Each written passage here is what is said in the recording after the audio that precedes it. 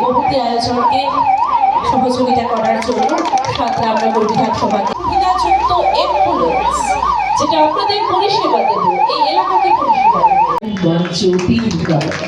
মৃত্যুর নাম অমৃতা গময়।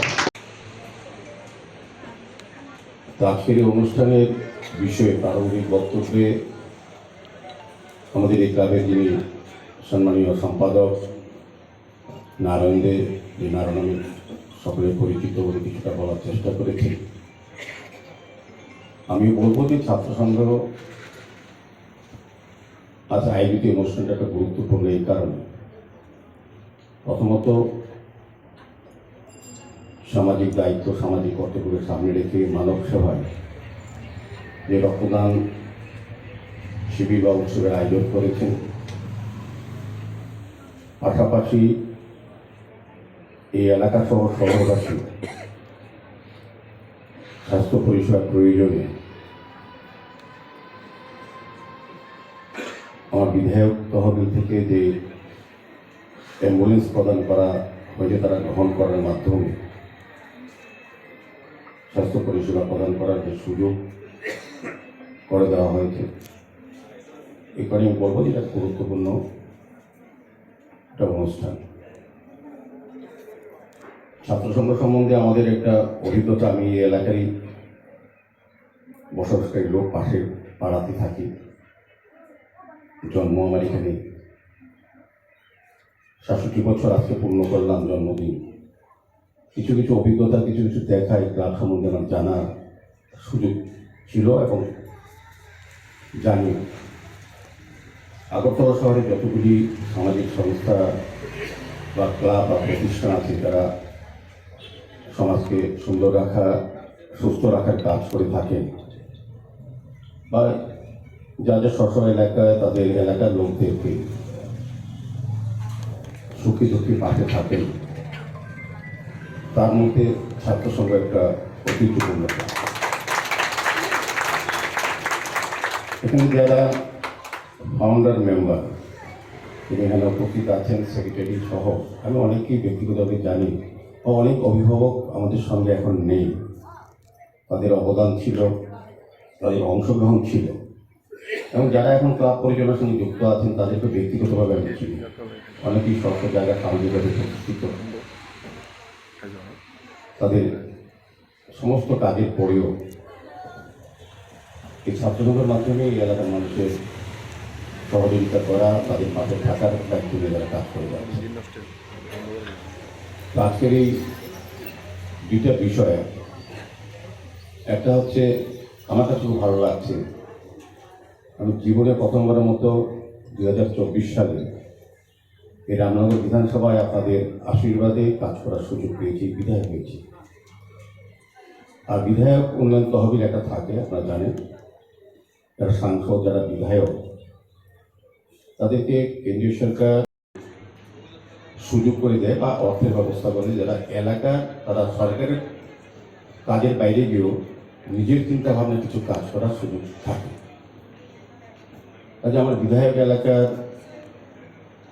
যে অর্থ প্রথমবার মতো জীবনে যেটা পেয়েছি, সুযোগ পেয়েছি সরকারি টাকায়, তো আমার এখানে অভিভাবক বলার চেষ্টা করেছিলেন, এই ক্লাবের যিনি সম্পাদক নারায়ণ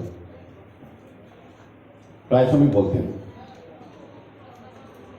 যে আপনার বিধায়ক এলাকা থেকে একটা অ্যাম্বুলেন্স আমাদের ক্লাবে দিন, আমরা এই এলাকার মানুষ সহ শহরের মানুষের যখন প্রয়োজন পড়বে আমরা সুন্দরভাবে এটা ব্যবহার করব। কিন্তু আমার বলতে আপত্তি নেই, এ বিষয়ে আমার একটা দ্বিমত আছে। অনেক সময় আগরতলা শহরে আগেও যিনি এই এলাকার বিধায়ক ছিলেন, সকলের প্রিয় পরিচিত সুন্দর হিসাবে যাকে জানি, উনিও অনেক সমাজসেবার কাজ করেছেন, অনেক লোকের উপকার করেছেন।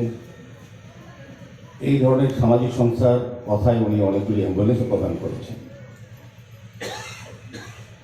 ওনার বিধায়ক তহবিল থেকে। কিন্তু দুঃখের পরিতাপের বিষয়, অনেকগুলি সামাজিক সংস্থা বা ক্লাব এই ধরনের অ্যাম্বুলেন্স সরকারি টাকা, এগুলো তো আপনাদের টাকা, সরকারি টাকা বলতে আপনাদের টাকা, তারা উৎসব সঙ্গীত এবং ওনাকে ভরসা প্রদান করে বা উন্নত যারা বিধায়ক বা এমপিরা আছেন তাদের থেকে অনেকেই অ্যাম্বুলেন্স এই ধরনের পরিষেবা নিয়েছেন। কিন্তু বাস্তবিক অর্থে যদি আপনি দেখেন আগরতলা শহরে, আপনাদের অভিজ্ঞতা নিয়ে দিতে বলবো, আমার বক্তব্য না, অনেক ক্লাবই সেই অ্যাম্বুলেন্সগুলি সঠিকভাবে পরিচালনা করতে পারেনি, পারা সম্ভব না। নেওয়ার সময় বোঝা উচিত যে একটা অ্যাম্বুলেন্স পরিচালনা করতে গেলে কী কী প্রয়োজনীয়তা আছে, কতটা ক্লাব সামর্থ্য আছে বা এটা পরিচালনা সুন্দরভাবে করা যায়। কিন্তু ব্যবস্থাপনা নেই, কিন্তু যেহেতু অন্যটা ক্লাব নিয়েছে, নামের প্রচার আমার ক্লাব নিতে হবে, এই মানসিকতা অনেক সময় কাজ করে সরকারি অর্থ অপচয় হয়। বা যে বিধায়ক বা এমপি দেন তার আশা বা ভরসাটা অনেকটাই ঠিক হয়ে যায়। তো আমি যখন আমাদের বলেছিল ছাত্রসংঘের কাজের পক্ষ থেকে অনেকে গিয়েছিলেন, বিশেষ করে সম্পাদক মহোদয় প্রায় সময় বলতেন, আমি বলেছিলাম যে চালাতে পারবেন কিনা এই ক্লাব অনেক বড় বড় কাজ করে, তাদের উপরে আমার আস্থা আছে, বিশ্বাস আছে, মানুষের প্রত্যাশা আছে। কিন্তু বাস্তবে ক্ষেত্রে সব দেখতে আমি কিছুদিন আগে মাননীয় মুখ্যমন্ত্রী একটা ক্লাব রামনগর বিধানসভা, বদলি বিধানসভা আমার ওয়ার্ড দিয়েছেন। যখন মুখ্যমন্ত্রীর সঙ্গে কথা হয়, আমাকে নিয়ে গেছিলেন, তো মুখ্যমন্ত্রী এই কথাটি বলেছেন, আমিও বলেছি আমাদেরকে। কিন্তু বিষয় হচ্ছে অনেকগুলি ক্লাবকে অ্যাম্বুলেন্স কারো বাড়ির সামনে রাখতে দেয় না, ক্লাবে রাখতে দেয় না, চালাতে চায় না অনেক ড্রাইভাররা রাত্রেবেলা। আলটিমেটলি সরকারি টাকাগুলি নষ্ট হয়, কাজে লাগে। অ্যাম্বুলেন্স পরিষেবা হয়তো অনেক ক্ষেত্রে এটা চালু আছে, কিন্তু আমাদের সরকারি স্বাস্থ্য ব্যবস্থা পরিকাঠামো এত উন্নত হয়েছে এবং আমাদের যতগুলি নার্সিংহোম এখানে আছে আগরতলায়, এবং আমাদের সরকারি ব্যবস্থাপনা মহানবীকে ফোন করলে ফোন করার সঙ্গে সঙ্গে গাড়ি চলে আসে। অ্যাম্বুলেন্সের প্রয়োজন অনেকটা কমে গেছে, তারপরেও কিছু কিছু জায়গার প্রয়োজন আছে। তো আমি বলবো যেহেতু ছাত্রসংঘ ক্লাব আমার প্রথম বিধায়ক তহবিল থেকে আপনারা এটা নিয়েছেন, তো আমার আশা থাকবে যে জনগণের সেবায়, স্বাস্থ্য পরিষেবায়, আপৎকালীন সময় মানুষের কাজে লাগবে অ্যাম্বুলেন্স পরিষেবা। এটা একটা ভালো উদ্যোগ। দেখবেন আস্তে আস্তে সরকারি সমস্ত ব্যবস্থাপনা আপনাদের মাধ্যমে করা হবে। আমাদের সরকারও চাইছে, প্রধানমন্ত্রী আমাদের মুখ্যমন্ত্রী চাইছেন যে সরকারি পরিকল্পনা, সরকারি কর্মসূচি সবগুলি সরকারের সম্ভব নয় একা করা। এটা সামাজিক সংস্থা, ব্যক্তিগতভাবে যারা এগিয়ে আসেন তাদের সহযোগিতায় কাজগুলি করা সম্ভব। এই পরিষেবা শুধু স্বাস্থ্য দপ্তর বা রাজ্য সরকার দেবে বা কোনো এমএলএ এমপি দেবে, দায়বদ্ধতা আছে, এরকম বিষয় না। বিষয় আমাদের প্রত্যেকেরই কিন্তু মানুষের পাশে থাকতে হবে। সেই কারণে অ্যাম্বুলেন্স পরিষেবা সেদিন কী প্রোগ্রাম রাখবেন, অ্যাম্বুলেন্স দেবেন, পাশাপাশি যে কাজটা সবচেয়ে প্রয়োজন দুইটা বিষয়। একটা হচ্ছে যেটা কোথাও বলার চেষ্টা করেছে, একটা হচ্ছে আমাদের রাজ্যে সরকার অনুমোদিত 12টি ব্লাড ব্যাংক আছে, 2টি বেসরকারি ব্লাড ব্যাংক। 14টি ব্লাড ব্যাংকের রক্তের চাহিদা যোগানের ভারসাম্য রক্ষা করে দিতে হবে। স্বেচ্ছায় রক্তদান উৎসব, রক্তদান শিবির কিংবা যারা ব্যক্তিগতভাবে রক্ত দান করে, কাজে এই কারণে আমি বলবো যে রক্ত যারা দিচ্ছেন তাদেরকে খুব ধন্যবাদ জানাই, এবং রক্ত গ্রহণে যারা সাহায্য করছেন রাজ্য সরকারি স্বাস্থ্য বিভাগের চিকিৎসক এবং প্যারামেডিক্যাল স্টাফরা, প্রত্যেককেই ধন্যবাদ জানাই। পাশাপাশি আমি বলবো যারা আজকে রক্ত দিচ্ছেন, আমার কাছে খুব ভালো লেগেছে একজন একটা মেয়ে, ওর আজকে জন্মদিন, তো আজকে রক্ত দিয়েছে। তাহলে মানসিকতা চিন্তা করা, রক্ত আমরা জন্মদিনে কেক কাটি, খাওয়াই, আর সে তার জীবন করেছে। আমার কাছে আপনারও আমার ভগবান আপনাদেরও আশীর্বাদ আমি চাইছি।